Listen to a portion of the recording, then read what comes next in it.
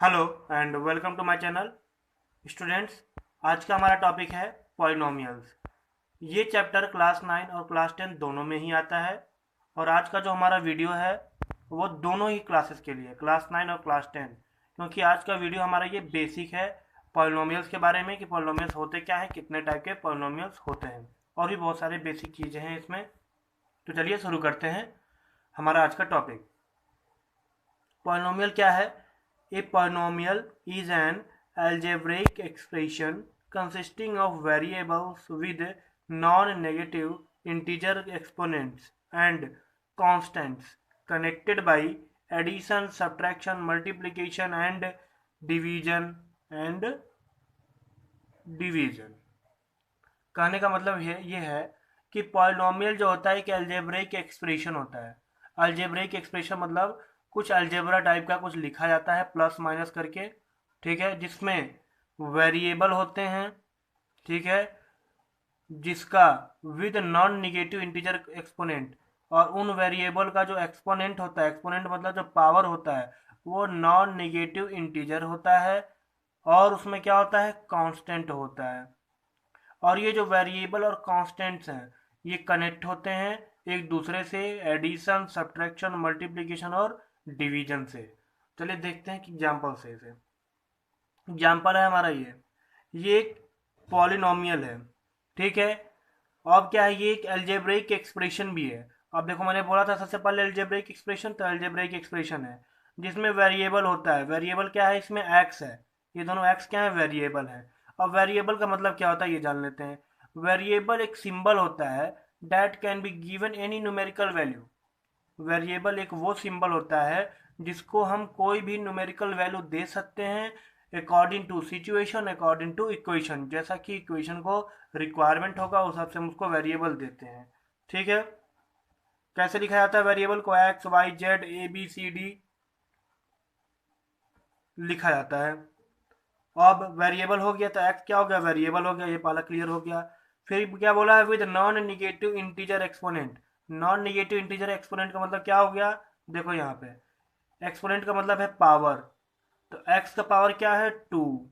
यहाँ पे एक्स का पावर क्या है, 1। कुछ नहीं होता तो 1 होता है। तो ये दोनों क्या है, इंटीजर हैं, ठीक है, और दोनों क्या है, पॉजिटिव भी हैं। तो इंटीजर होने चाहिए और पॉजिटिव होने चाहिए। नॉन निगेटिव मतलब जो निगेटिव ना हो, निगेटिव नहीं होगा वो क्या होगा, पॉजिटिव होगा। इंटीजर, इंटीजर देख लो ये है ही, तो पॉजिटिव इंटीजर्स होने चाहिए उनके पावर्स में, ठीक है। अब पावर से पॉजिटिव इंटीजर वाला तो हो गया पॉलिनोमियल। अगर मान लो ये पावर में निगेटिव इंटीजर होता है, एक्स की पावर -2 होता है, तो ये क्या होता है, ये पॉलिनोमियल नहीं है, ठीक है। या फिर एक्स के पावर इंटीजर नहीं होता है, 1/2 लिखा है, तो 1/2 तो इंटीजर नहीं है, 1/2 क्या है, एक फ्रैक्शनल वैल्यू है, तो ये भी क्या है, पॉलिनोमियल नहीं है। अब आते हैं नेक्स्ट, कांस्टेंट। तो कांस्टेंट क्या होते हैं? कांस्टेंट एक सिंबल होता है हैविंग फिक्स्ड वैल्यू। वेरिएबल क्या है, सिंबल जिसको हम कोई भी वैल्यू दे सकते हैं, मतलब वो 1 2 3 4 कुछ भी दे सकते हैं। लेकिन कांस्टेंट क्या होता है, जिसका फिक्स वैल्यू होता है। जैसे कि 7 का फिक्स वैल्यू 7 ही होगा, √2 का √2 ही रहेगा, 8 का 8 ही रहेगा, 3/5 का 3/5 ही रहेगा, ठीक है, ऐसे ही। तो ये हो गया कांस्टेंट। तो यहाँ पर देखो कांस्टेंट क्या है, 7 है, तो 7 का वैल्यू 7 ही रहेगा, इस इक्वेशन में चेंज नहीं होगा, तो ये रहेगा कांस्टेंट। और ये सब देखो, इन दोनों के बीच में कोई सिंबल नहीं है, तो इन दोनों के बीच में क्या है, मल्टीप्लाई है, तो मल्टीप्लाई से कनेक्टेड है। यहाँ पे सब्ट्रैक्शन से कनेक्टेड है, यहाँ पे एडिशन से कनेक्टेड है। तो देखो ये बोला एडिशन, सब्ट्रैक्शन, मल्टीप्लिकेशन, डिवीजन से ये वेरिएबल और कांस्टेंट एक दूसरे से कनेक्टेड रहते हैं। अब एक चीज आता है कॉफिशिएंट। कॉफिशिएंट क्या होता है? कॉफिशिएंट होता है constant attached with variable through multiplication और डिवीजन। कॉफिशिएंट वो कांस्टेंट होता है जो वेरिएबल से कनेक्टेड होता है थ्रू मल्टीप्लिकेशन और डिवीजन। जैसे कि यहाँ पे एक्स स्क्वायर लिखा है, इसके साथ कांस्टेंट क्या लगा है, 1। तो ये इन दोनों के बीच में कुछ साइन नहीं है, तो ये मल्टीप्लाई है, तो ये मल्टीप्लाई से कांस्टेंट वेरिएबल से कनेक्टेड है, तो ये क्या हो गया, 1 इसका कॉफिशिएंट हो गया। यहाँ पे देखो एक्स वेरिएबल है, 4 कांस्टेंट है, लेकिन ये 4 जो है, -4 जो है, ये एक्स के साथ मल्टीप्लाई के थ्रू कनेक्टेड है। तो जब कांस्टेंट वेरिएबल के साथ मल्टीप्लाई के थ्रू कनेक्टेड होता है तो वो कांस्टेंट कोफिशिएंट बन जाता है। जैसे कि इस इक्वेशन में देखो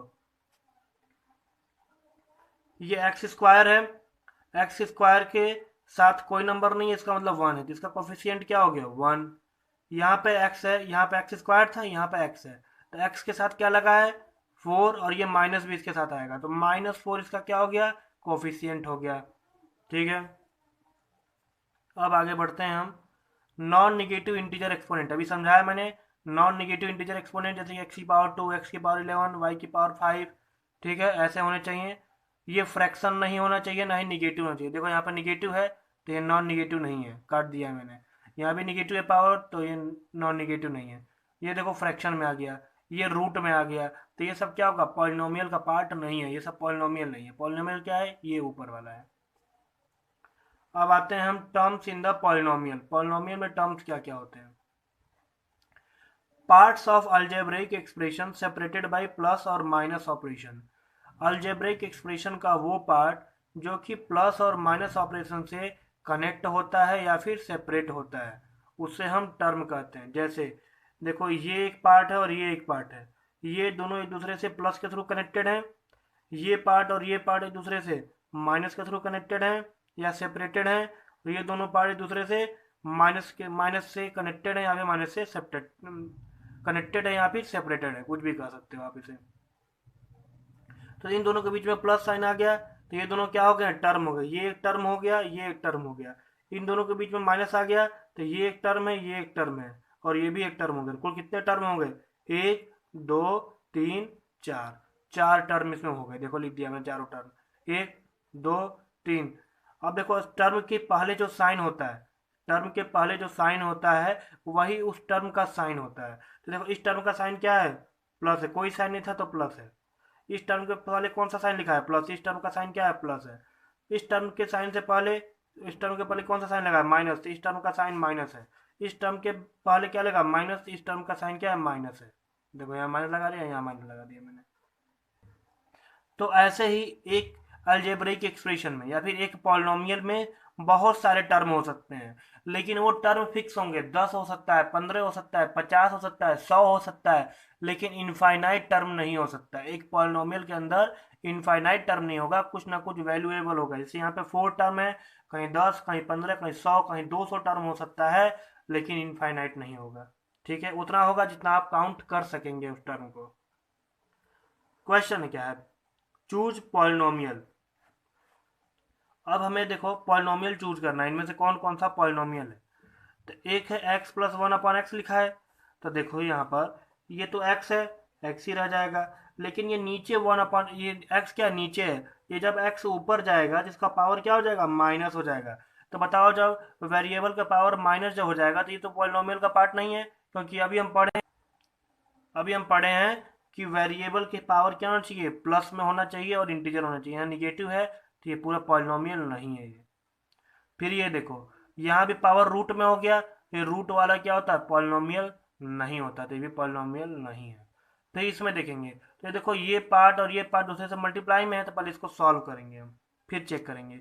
तो यहाँ पे एक्स का इसमें मल्टीप्लाई करेंगे, एक्स -3 में, फिर ये माइनस है, माइनस साइन लिख देंगे। फिर 1 का मल्टीप्लाई होगा एक्स -3 में अपॉन एक्स। फिर क्या आ जाएगा, एक्स का मल्टीप्लाई होगा इसमें एक्स स्क्वायर, फिर इसमें मल्टीप्लाई होगा -3x, इसमें मल्टीप्लाई होगा -x, इसमें मल्टीप्लाई होगा +3, फिर नीचे डिवाइड बाई एक्स। फिर क्या आ जाएगा, ये x square -4x +3 upon x आ जाएगा। तो देखो क्या हो गया ये। अब इस एक्स को क्या करेंगे हम, 1 बाई 1 सबके नीचे लिख देंगे, x square upon x -4x upon x +3 upon x. तो यहाँ देखो 3 अपॉन एक्स के नीचे देखो, तो ये एक्स क्या था, बिल्कुल ऐसे ही है, 1 अपॉन एक्स में ये एक्स ऊपर जाएगा तो पावर माइनस हो जाएगा, तो ऐसे ये एक्स ऊपर जाएगा तो पावर क्या हो जाएगा, माइनस में आ जाएगा, -1। जब माइनस पावर आ गया इसका मतलब क्या है, ये पॉलिनोमियल नहीं। डिग्री, तो पॉलिनोमियल का क्लासिफिकेशन में सबसे पहला क्लासिफिकेशन है कि पॉलिनोमियल का डिग्री के बेसिस पर क्लासिफिकेशन, डिग्री के बेसिस पे पॉलिनोमियल कितने टाइप के होते हैं। तो सबसे पहला टाइप है लाइनियर पॉलिनोमियल। लाइनियर पॉलिनोमियल का मतलब है पॉलिनोमियल ऑफ डिग्री 1। डिग्री 1 का मतलब यह है कि पावर 1 होना चाहिए। जिस पॉलिनोमियल में वेरिएबल का पावर 1 होगा, मैक्सिमम पावर 1 होगा, वो पॉलिनोमियल लाइनियर पॉलिनोमियल कहलाएगा। कैसे? देखो यहाँ पे x है वेरिएबल, इसके पावर कुछ नहीं है, इसका मतलब 1 है। यहाँ पे z है वेरिएबल, इसके पावर कुछ नहीं है, इसका मतलब 1 है। तो जब वेरिएबल्स के पावर यहाँ पर 1 है मैक्सिमम, तो ये हो गया लाइनियर पॉलिनोमियल। ठीक है। और x हो गया वेरिएबल, 5 हो गया इसके साथ लगा हुआ है, तो 5 कॉफिशिएंट, 7 क्या हो गया कांस्टेंट, 5x एक टर्म है, 7 एक टर्म है। इसमें -8z एक टर्म है, z वेरिएबल है, और z के साथ -8 मल्टीप्लाई में है, तो -8 क्या हो गया कॉफिशिएंट है। ये वेरिएबल कॉफिशिएंट। आगे देखते हैं क्वाड्रेटिक पॉलिनोमियल। क्वाड्रेटिक पॉलिनोमियल होता है पॉलिनोमियल ऑफ डिग्री 2। जब किसी पॉलिनोमियल में वेरिएबल का मैक्सिमम पावर 2 होता है तो वो बन जाता है क्वाड्रेटिक पॉलिनोमियल। कैसे? देखो यहाँ पर z और z दो वेरिएबल है, दोनों सेम वेरिएबल हैं, लेकिन यहाँ पे z के पावर क्या है 1 है, कुछ नहीं है तो 1 है। यहाँ पे z की पावर क्या है 2 है, तो वेरिएबल का मैक्सिमम पावर क्या है यहाँ पर 2 है। ठीक है। तो इसे बोला जाएगा पॉलिनोमियल ऑफ डिग्री 2, जिसे क्वाड्रेटिक पॉलिनोमियल भी कहा जाता है। फिर आता है क्यूबिक पॉलिनोमियल। क्यूबिक पॉलिनोमियल में पॉलिनोमियल ऑफ डिग्री 3, जब किसी पॉलिनोमियल में वेरिएबल का मैक्सिमम पावर 3 होता है तो उसे बोलते हैं क्यूबिक पॉलिनोमियल। जैसे एग्जांपल है, इसमें देखो variable x, x square, x cube, तीनों वेरिएबल सेम है, लेकिन यहाँ पावर 1, यहाँ पावर 2, यहाँ पावर 3। तो जब मैक्सिमम पावर 3 है तो इसे बोला जाएगा क्यूबिक पॉलिनोमियल। और यहाँ पर 3 हो गया कांस्टेंट, 6 हो गया कॉफिशिएंट एक्स का, एक्स स्क्वायर का कॉफिशिएंट क्या होगा -1, एक्स क्यूब का कॉफिशिएंट क्या होगा 4। फिर यहाँ पर 8 - z, और यहाँ पर कुल कितने टर्म है 1 2 3 4, 4 टर्म है। यहाँ पर कुल कितने टर्म है 2 टर्म है। और 8 क्या है कांस्टेंट है, z वेरिएबल है जिसका पावर क्या है 3 है।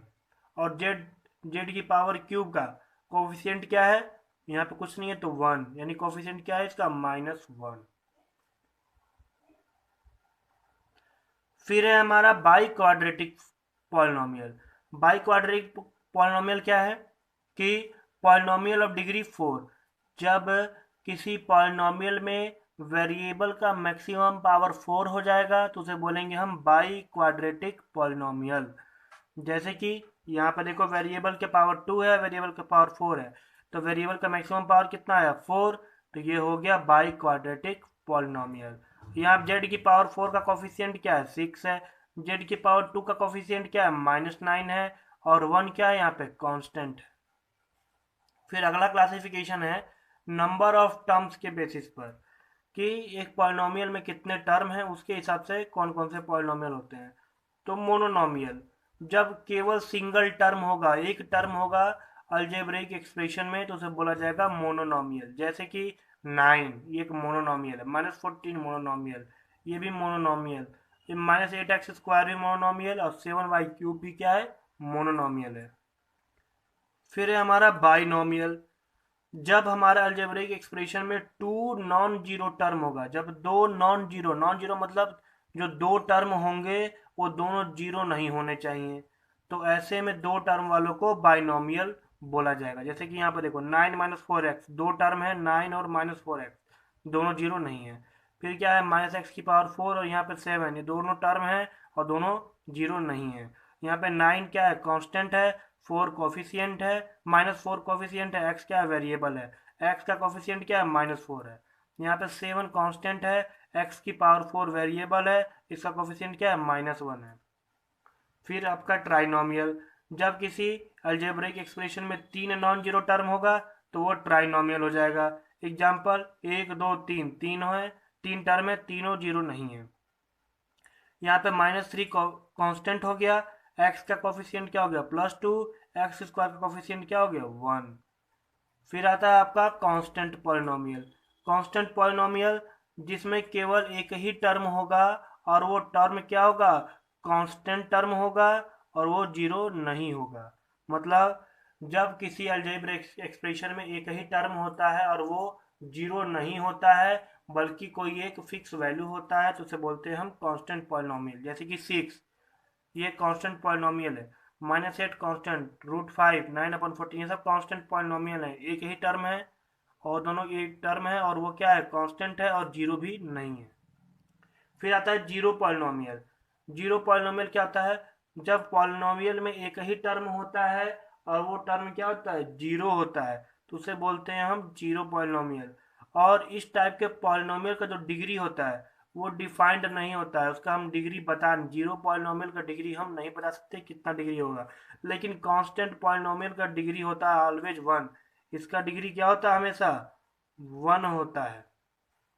लेकिन यहाँ पे डिग्री हम जीरो पॉलिनोमियल का नहीं बता सकते, क्यों, क्योंकि बोला क्या है, जब जीरो होगा, जब केवल सिंगल जीरो होगा, अकेले, देखो अकेले जीरो लिखा है तो ये एक पॉलिनोमियल है, कौन सा पॉलिनोमियल, जीरो पॉलिनोमियल।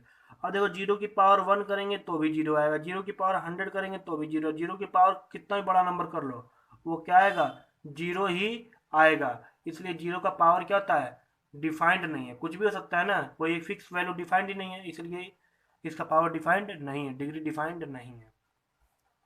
फिर देखो इस वाले को नहीं, इस वाले को, जीरो एक पॉलिनोमियल है, जीरो एक पॉलिनोमियल है, लेकिन यह जो है पॉलिनोमियल तभी कंसिडर किया जाएगा जब यह अकेले यूज किया जाएगा, जैसे कि केवल जीरो लिख दिया जाए तो अकेला है ये, तो ये पॉलिनोमियल है, जीरो पॉलिनोमियल जिसे बोला जाएगा।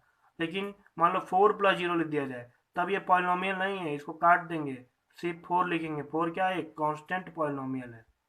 ठीक है, अब इस टॉपिक को देखते हैं क्या लिखा है। Polynomial should be finite.